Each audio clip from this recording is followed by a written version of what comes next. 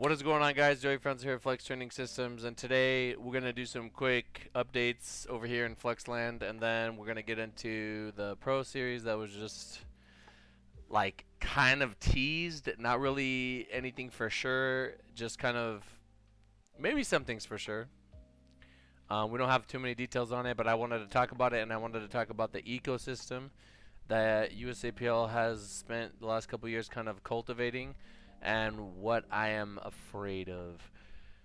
Anyway, we just finished our first workshop this past weekend, and it was great. It was incredible. It was like way better than I thought it was gonna be. I just try to do a good job for you guys and talk about programming, and everybody said that it exceeded their expectations. They were really happy with it, and it was a really like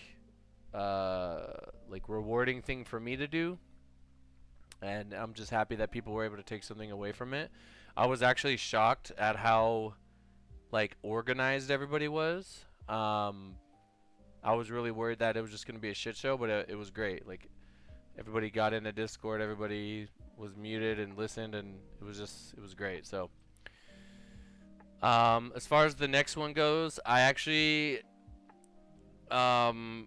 really worried about like piracy stuff. So I'm actually gonna like have a phone call with the lawyer, and I'm just gonna like make sure that I cover my bases and I do everything that I can to just like protect myself, because if I have people sign things, that protect me from like my content from being distributed, um, and someone does it anyway because they're just really shitty, then we have to be able to like there has to be consequences for them, right? So I'm just like covering my bases, normal stuff.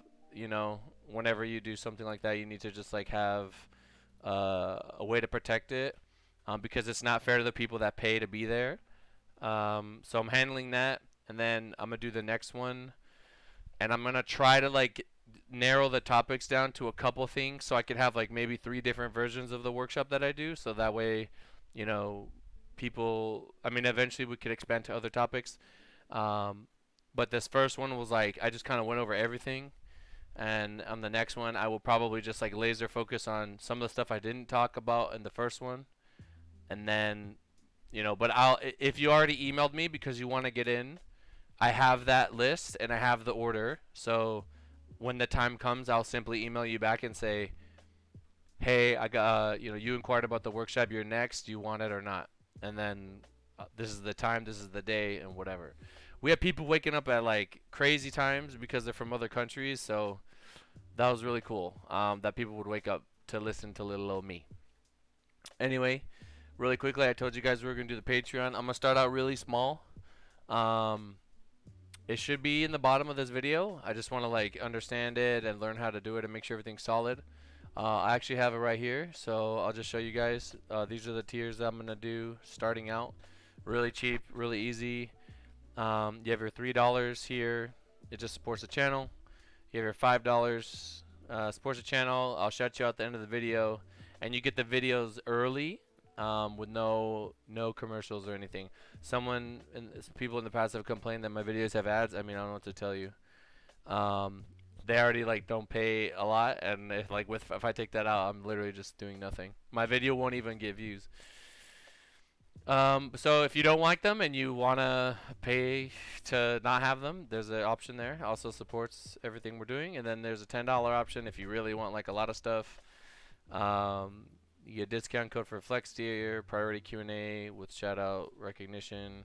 You get dibs on the workshop sign up. So if I'm gonna do one, I'll hit you up first, before anybody else knows about it. So anyway, you guys can check that out. Again, it's completely optional. Nobody has to do anything. But if you want to support, just go the little extra mile, you can. That being said, and then over time, I'll try to add more.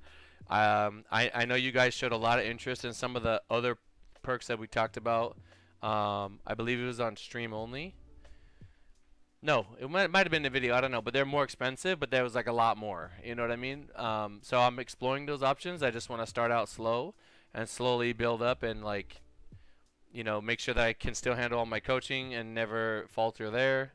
And then, whatever time I have extra, I could give more attention to other people that maybe can't afford coaching, but they want like a little something, or they just want to support. So now that that's out of the way, like I said, I want to talk about this really quick. Really, the USAPL ecosystem and what they've kind of created and built up over the years, and what I'm afraid is going to happen now that we're splitting. Um, so as you can see on the USAPL powerlifting page, we're proud to share the first look at the USA Powerlifting Pro Series. More details to come soon, including cash prizes, format, and schedule. Right?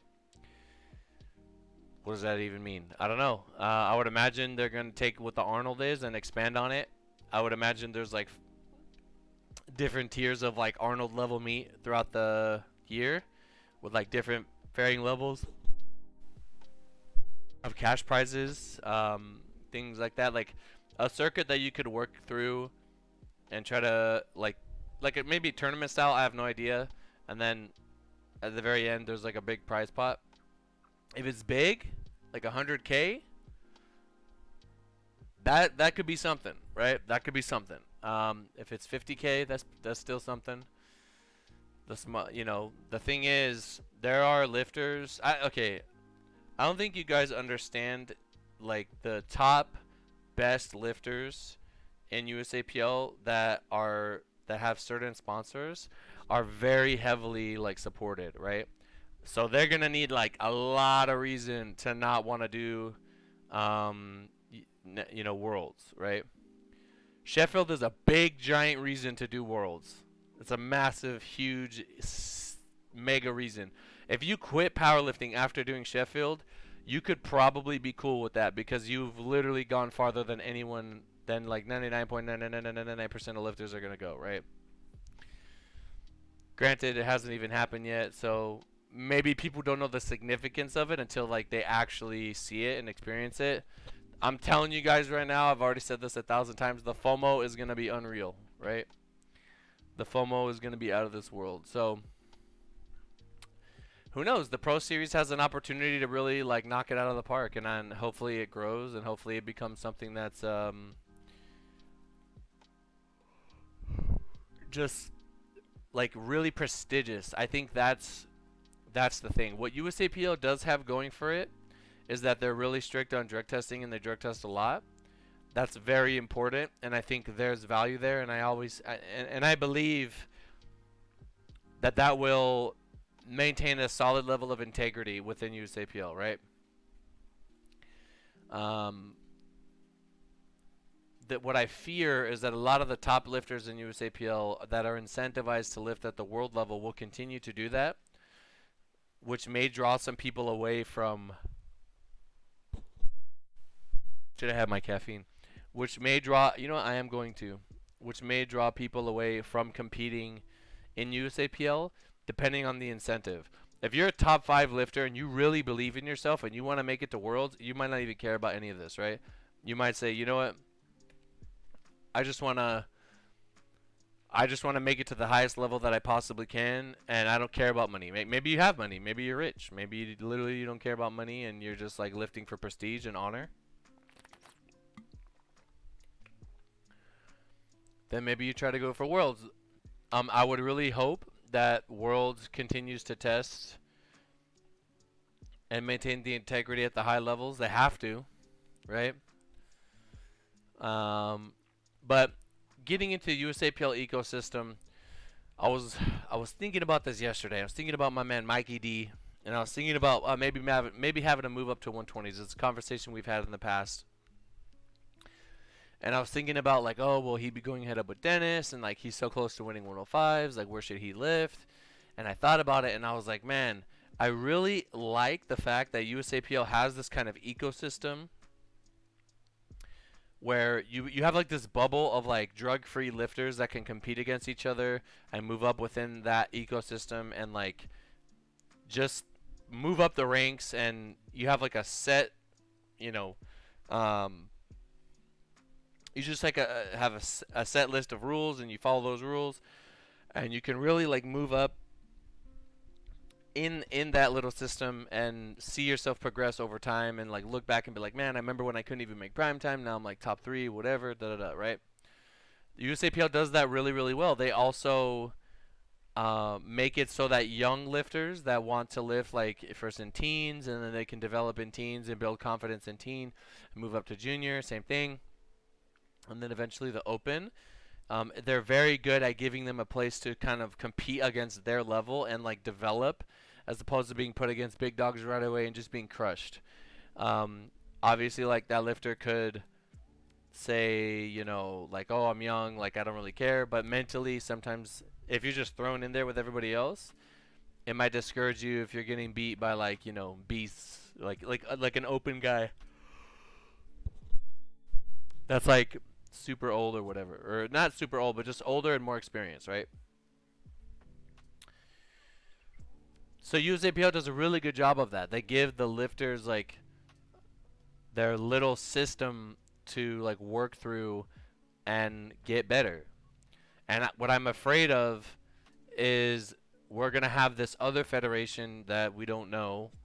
Possibly could be a federation, maybe not. Maybe the IPF just invites USAPL's top lifters, which I actually think might be a good, like the best option, because then lifters could do both. They could do like USAPL, and then if maybe IPF says whatever, you guys can come lift here. I don't know. I just don't see that happening, but that'd be great, right? That'd be really really cool if they could do that. But if there's another federation, and we know that there's that rule where you can't lift in other, you know, like if you do nationals, you can't do worlds now because it's another federation. Then lifters would have to choose, right? A lifter would have to say, do I want to compete at the world level, or do I want to compete at nationals in that ecosystem? I would imagine this is a world record for the amount of yawns that I've yawned in a certain amount of time. Holy, you know what? I'm just gonna don't do this at home, kids. It'll be really unfortunate if a lifter can't lift at nationals. They gotta miss out at nationals because they really want to do worlds. But like, I just don't see any other way, and I feel like the sentiment and the, you know, just the relationship between USAPL and um, the IPF is so bad right now. Like they're definitely gonna enforce that rule. You know what I mean?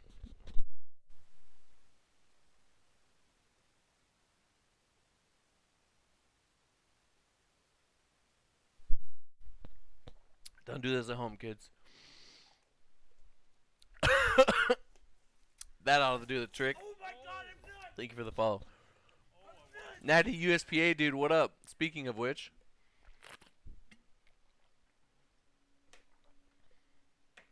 oh my god, I'm gonna have to edit this.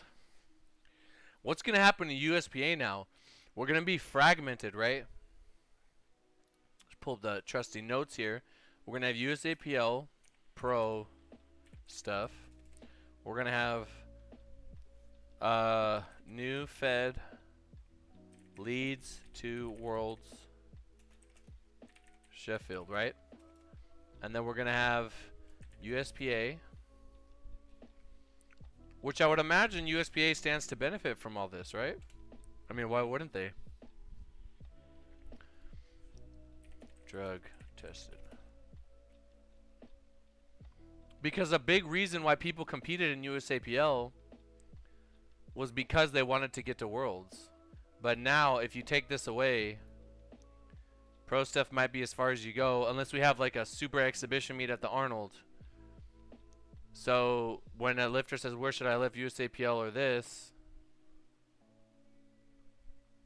I mean, I'm gonna say whatever. I mean, you could try to win money in USAPL. I don't know. Will USPA up its cash payouts? Is this going to change what the standard is moving forward? I feel like USAPL has the opportunity to really make something special here, right? There's a new Fed. I have no idea. They're not, I'm highly doubting they're giving out money. There's going to probably be no money at all. It's simply going to be a gateway to Worlds, which may be enticing for people. And again, there's a lot of variables about this, but who knows, right? And then we have USPA. To be fair, USPA is where I started. It was very fun. It was very user friendly. Like they were helpful. They took care of us.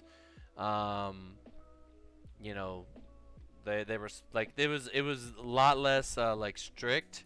It's strict in judging, right? But everything else is less strict and a little bit more loose and just like fun, right? It's like more about lifting. Very laid back, like a lot of they play like rock and roll music, whatever. I mean, USAPL does that too sometimes, but it's just more, um, it's more like hardcore, I guess you could say. I think USPA is great. I think USAPL's got it too. Um, USAPL is more of a community that I know of in terms of like everybody kind of knows who the top few lifters are, and the fans, I guess you could say, kind of really follow them and like want to know what they're gonna do and where they're, who's going head up with who, and then you can build this little like attraction or whatever. Um, I'm not really too familiar with what's going on in USPA because I would imagine the drug testing division is still like kind of new and still building up. So it's going to be really interesting. I don't want to see the ecosystem of USAPL split up the way that it is, and I don't know how things are going to play out in the future, but I think they have an opportunity right now to announce something monumental, that will really maintain and retain a lot of their community. A lot of their lifters will stay because the incentives and the idea of being a part of something like that is just very enticing and special to them. I remember when Raw Unity was a thing, and I was just starting out in lifting, and I was like, man, I would really love to compete at Raw Unity as like a 220 lifter back when that was the weight class, right? And I don't know if this would happen, but I just got really excited thinking about it. If USAPL changed their weight classes because they don't care about the IPF anymore to like the old weight classes or something different, I'd be so for that. I would be so for that because 242 is my class. Like that is my thing. I could do that no problem. You know what I mean? I would love to do that. I would love to do that, but I don't know. That's gonna be interesting. Um, I'm actually gonna post about that because I want it to be done. Get this 120 out of here. That'd be sick. That would be so sick now that I think about it. How many of you guys are excited about new weight classes? That would be lit. Obviously, this one, they're not going to change, right? USPA, they got deadlift bar, squat bar, Texas power bar. They're doing their thing. I don't know. I think USAPL is doing right by sticking by their guns. Like, you don't want to get rid of the integrity of your federation and say, like, we're not a 100% drug-free fed. And I think they need to continue to test at the volume that they're doing. And it makes sense that they want to split off from the IPF. So, I think it's okay. I think at the end of the day, you gotta stand by what you believe in. Now, I'm being told there's more to it than what meets the eye, but I don't know anything. I am simply someone who wants to make people stronger and grow and develop as a lifter and as a person. And I will continue to point my lifters in the right direction, whether that be, hey, definitely lift USAPL, this is a good place for you, or hey, you know what, I really think you have a shot to make it to Worlds, or hey, it don't matter where you lift, just pick one of the three and like have fun, right? But yeah, let me know what you guys think. I'm really interested. If we have guys like Taylor and Amanda and Ray sticking with IPF, then what's going to happen, right? Are lifters going to care? Or are they going to say, whoa, I want to follow the lifters that I look up to? Or, are they going to say, you know what, that's good for them. I'm going to do my own thing over here. Dang, man, how come no one told me about this?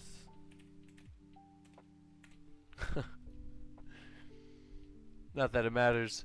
But yeah, I'm interested. I'm really interested. People are gonna have to pick. People are gonna have to choose. There's gonna be breakups. There's gonna be split off in communities. It's gonna be weird, or not. I don't know. Maybe USAPL is like $200,000 to the winner of something something split amongst top 5. That's gonna get people to stay. You know what I mean? So I don't know. They have an opportunity to like do some crazy stuff. Anyway, that's all I want to talk about today. I want to get back in the swing of more informative stuff, but let me tell you guys a little secret. My informative stuff usually comes from what I'm dealing with my lifters, but because I have such a tight group and I've just been working with them over time, everybody's pretty much on autopilot for the most part. Um, and my channel's covered a lot, so I'm gonna start reaching out to the community more to be like, what do you guys want to hear me talk about? What do you guys want to hear me talk about? What do you guys want to hear me talk about? I'm gonna do some more like mental stuff, just mindset stuff, if I can. And yeah, that's it. That's it, fellas. That being said, again, Patreon stuff, workshop stuff, just trying to stay busy. Literally, like any little time I have, I'm just gonna fill it in with like more content, more things that I can put out. Oh, big one, man. Let's see how many of you make it to the end of the video to hear this, right? I've already told my lifters my reason, but I will not. If anybody cares, I am like officially 1,000% not gonna go to IPF Worlds. 100 billion% I'm not going. The reason for that is mildly personal, but let's just say that throughout my powerlifting career, I always put like lifters first, and I'm always traveling and doing things, and I'm always of the mindset like whatever it takes, whatever I got to do, where do I need to go, like who do I need to handle, whatever, right? And I don't really think about what me leaving does to those around me. And given the fact that one, the timing of Worlds is really bad because it falls like over the first, and a lot of things happen on the first that I need to be present for. 2, there's family that really doesn't want me to risk it, like being stuck for 2 weeks potentially. And I was gonna travel with John and Nina, and let's say I get stuck coming back, like now we all gotta quarantine, and I'm jeopardizing other people. So, granted, we don't even know if the meet's gonna happen because we haven't got an official yes yet. So I just like risk assessment. It's just too risky for me to go, and it's unfortunate because it could be the last Worlds that we ever have under this umbrella. I mean, it is. I think. But yeah, I mean, there's more to it, but I don't like. It was a hard decision. It was a very hard, like super stressful. My head was gonna explode decision. But it is what it is, and hopefully we'll look back at this time and be like, remember when we couldn't travel without going through a million different hoops? So anyway, that being said, it don't matter if I'm there or not. My lifters are going to do their thing. I'm going to make sure they're well prepared. I'm going to, I'll be here at the command center. We'll see what time I wake up. Maybe I'll do a stream with you guys. Like we'll stream it on Twitch while they're lifting, and we'll all watch together. I think that would be cool. If you guys are interested in that, let me know. And crazy year, crazy times, a lot of changes. This is a very important part in the future of powerlifting that we are living through, and I'm just excited to see where we end up and what the conclusion to this madness ends up being. So regardless of what happens,